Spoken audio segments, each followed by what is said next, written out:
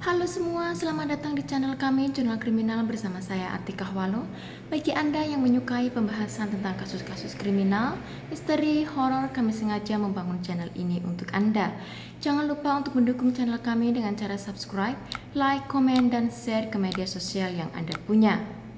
Kasus hari ini adalah serial killer di mana orangnya terobsesi dengan papan catur. Bagaimana kisah selengkapnya setelah yang satu ini?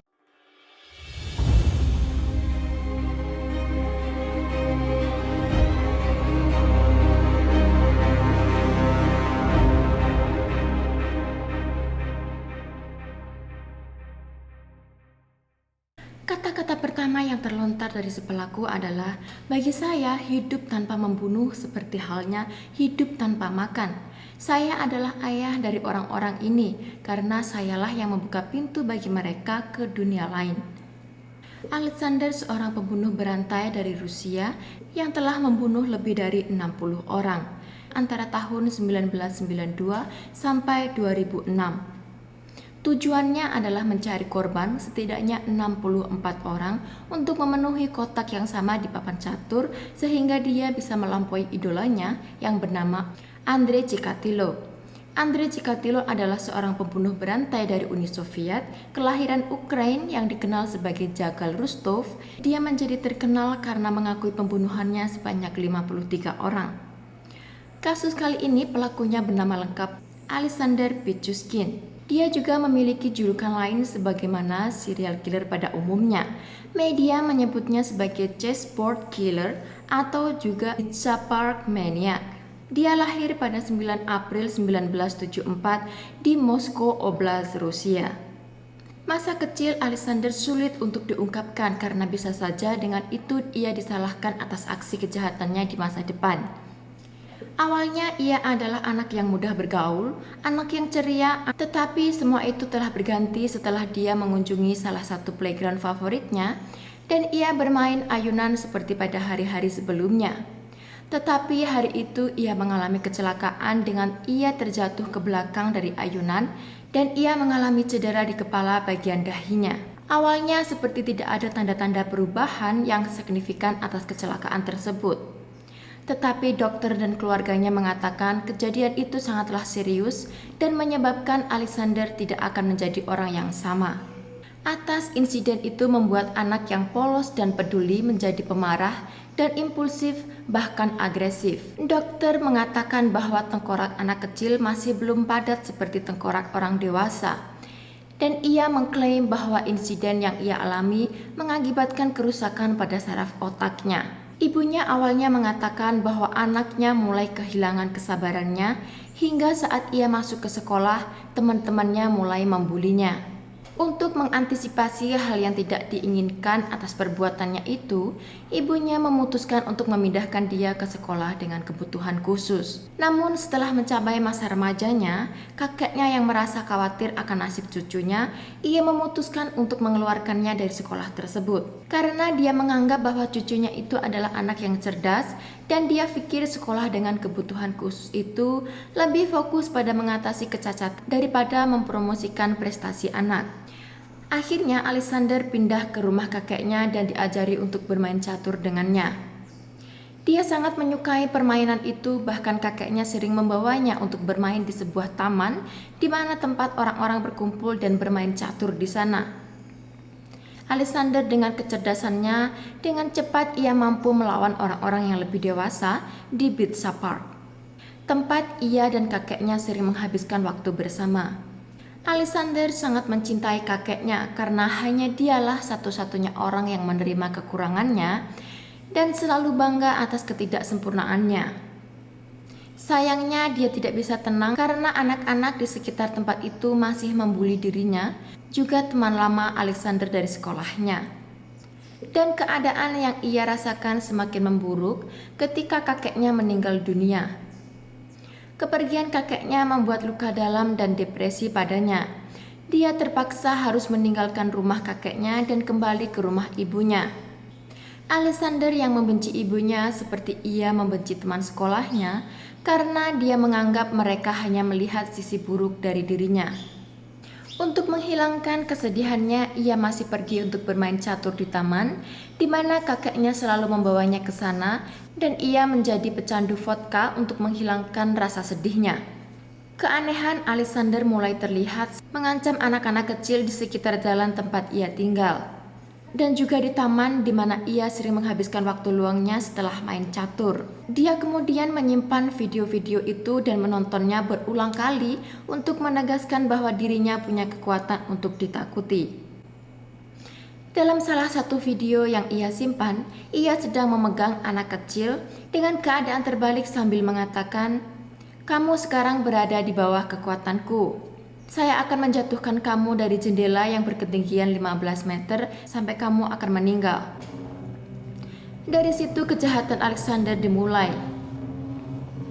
Pada Juli 1992, di mana usia Alexander masih 18 tahun saat ia melakukan pembunuhan pertamanya. Dia berencana membunuh orang dengan salah satu temannya yang bernama Mikhail Odichuk. Anehnya, Mikhail Odichuk yang mengira bahwa temannya sedang bercanda, tetapi ketika ia sadar bahwa temannya ini sedang serius, dia berusaha untuk mundur dari situasi tersebut. Alexander marah dan memukul temannya dengan palu, lalu mendorongnya ke dalam sumur di daerah Bitsa Park.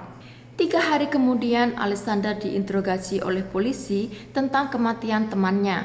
Ada beberapa bukti yang menunjukkan kesalahannya, tetapi tidak ada yang keluar dari penyelidikan dan Alexander akhirnya bebas dari kasus itu. Alexander mengaku telah melakukan pembunuhan kembali pada tahun 1992. Pacarnya Olga telah putus dengannya dan mulai berkencan dengan teman lain yang bernama Sergei. Alexander membuang saingannya tersebut dengan melemparkan tubuhnya keluar jendela, kemudian kematian Sergei dinyatakan bunuh diri. Lagi-lagi Pichushkin tidak tersentuh hukum. Pada 17 Mei 2001, Alexander berada di Bitsa Park, bermain catur dengan seorang pria bernama Pronin. Saat permainannya berakhir, dia mengajak Pronin untuk jalan-jalan bersama. Alexander yang dulunya memiliki seekor anjing mengatakan padanya bahwa hari itu adalah peringatan hari kematiannya dan dia ingin mengunjungi kuburan anjingnya. Lalu ia meminta Pronin untuk menemaninya. Sampainya mereka di tempat terpencil di sebuah taman. Kemudian Alexander mengeluarkan sebotol vodka dan menawarinya minuman itu, lalu bersulang untuk anjingnya. Sebelum Alexander tiba-tiba memukul Pronin dan membuang tubuhnya ke sumur terdekat. Pada tahun 2002, tubuh seorang wanita ditemukan tanpa identitas dengan pasak logam dan bekas pukulan palu hingga menghancurkan otaknya. Ia kemudian mengklaim bahwa dia telah membunuh Olga, mantan pacarnya. Dan mayat wanita yang ditemukan itu adalah Olga, namun kala itu tidak pernah dikonfirmasi dan dirinya kembali lolos dari jeratan hukum. Dia juga banyak membunuh orang-orang jalanan yang tinggal di dekat rumahnya. Kebanyakan dari mereka yang pecandu alkohol dan akan melakukan apa saja demi mendapatkan alkohol. Alexander menggunakan kesempatan itu dan menawari mereka dengan minum bersama sambil ia menunggu gelandangan tersebut mabuk berat dan membuang mereka ke dalam saluran pembuangan air di saat mereka masih hidup. Satu persatu kehidupan para gelandangan tersebut berakhir di tangan Alexander. Ia merasa sangat bangga atas apa yang ia perbuat. Kebrutalan dia berubah menjadi sangat ekstrim ketika dia merasa sudah bosan dengan cara pembunuhannya yang membuang korban-korbannya ke tempat saluran pembuangan air. Lalu ia merubahnya dengan menyerang para korbannya secara tiba-tiba dari belakang dengan menggunakan palu yang bertujuan agar ia merasakan percikan darah dari si korban. Ia bukan hanya meninggalkan korbannya begitu saja, tetapi sebelum ia pergi, ia akan menyiramkan luka pada korban tersebut menggunakan vodka. Ia melakukan itu setidaknya kepada 10 korbannya. Maria adalah salah satu dari sedikit orang yang cukup beruntung untuk selamat dari kejahatan Alexander. Pada 23 Februari 2002, dia memikat pramuniaga yang sedang hamil ke Bitsa Park dan mendorongnya ke sumur, tempat yang sama di mana sebagian besar korbannya dibuang. Saat Maria itu menempelkan kepalanya pada pundak Alexander, dia memegangi rambutnya lalu membenturkan kepalanya itu pada beton berulang kali sampai Maria ini tidak sadarkan diri. Lalu Alexander mendorongnya masuk ke dalam sumur, lalu ia pergi meninggalkannya. Ia percaya bahwa wanita itu sudah meninggal dunia. Tapi untungnya Maria masih selamat dan berhasil keluar dari sumur itu tanpa mengalami keguguran. Mendapat kesempatan lolos dari maut, Maria berniat untuk melaporkan kejadian itu kepada polisi. Tetapi karena dia adalah imigran ilegal, dia terpaksa membatalkan laporannya tersebut.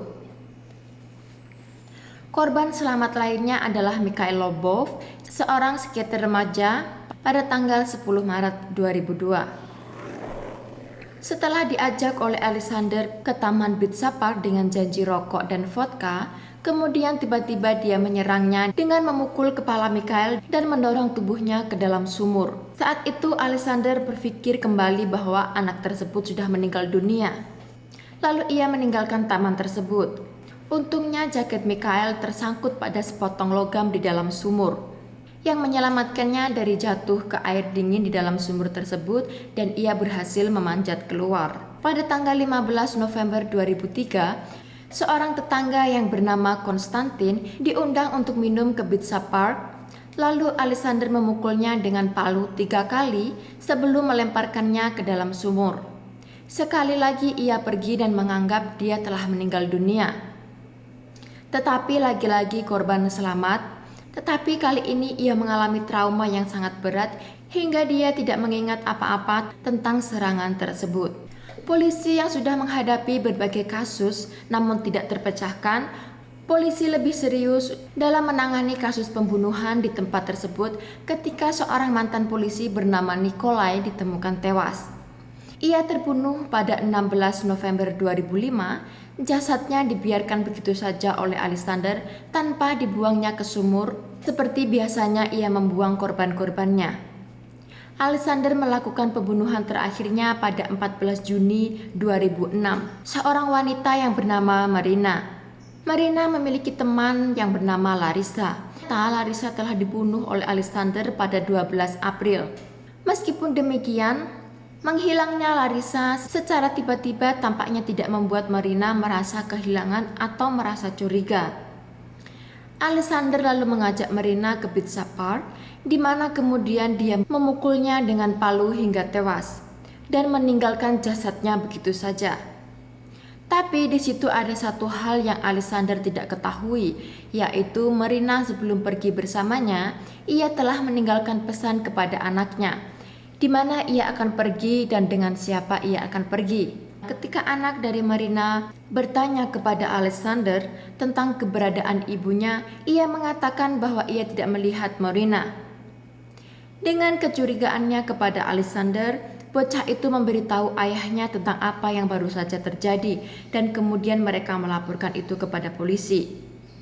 Kemudian polisi menemukan tubuh si Marina di Pizza Park dengan keadaan sudah tidak bernyawa. Hal yang tidak disadari oleh Alexander adalah di kantong pakaian Marina berisikan selembar tiket metro. Lalu polisi menelusuri dengan melihat rekaman CCTV dari stasiun tempat ia membeli tiket tersebut. Telah ditinjau dan mengungkapkan bahwa dirinya sedang berjalan berdampingan dengan Alexander. 2 hari kemudian Alexander ditangkap tanpa perlawanan. Bukti yang menguatkan penangkapannya adalah ditemukan buku catatan. Buku itu berisi 64 kotak di dalamnya seperti gambaran papan catur. Setiap kotak mewakili seseorang yang terbunuh. 62 telah terisi, lalu ia menurunkan menjadi 60 ketika Pichuskin mengetahui 2 korbannya berhasil menyelamatkan diri. Dari dugaan 60 pembunuhan, 48 dari itu telah dikonfirmasi dan 3 percobaan pembunuhan. Alexander melalui beberapa tes kejiwaan dan beberapa dokter yang memeriksanya mengatakan bahwa dirinya benar-benar memiliki penyakit mental, sehingga ia tidak bisa membedakan mana perilaku yang baik dan mana perilaku yang buruk. Pada tahun 2007, Alexander yang ditempatkan pada ruang kaca saat dirinya berada di persidangan sangat mirip dengan Andrei Chikatilo di saat ia mengakui semua tuduhan yang ditunjukkan padanya. Setelah ia ditahan dalam setahun, akhirnya hakim memutuskan hukuman seumur hidup padanya tanpa adanya pembebasan bersyarat dengan 15 tahun pertama dihabiskan di sel isolasi. Sekian kasus hari ini, jangan lupa tinggalkan like dan komen. Dan jika Anda tidak keberatan, jangan lupa klik tombol subscribe dan share ke media sosial Anda untuk mendukung channel kami. Sekian, terima kasih dan sampai jumpa di kasus berikutnya.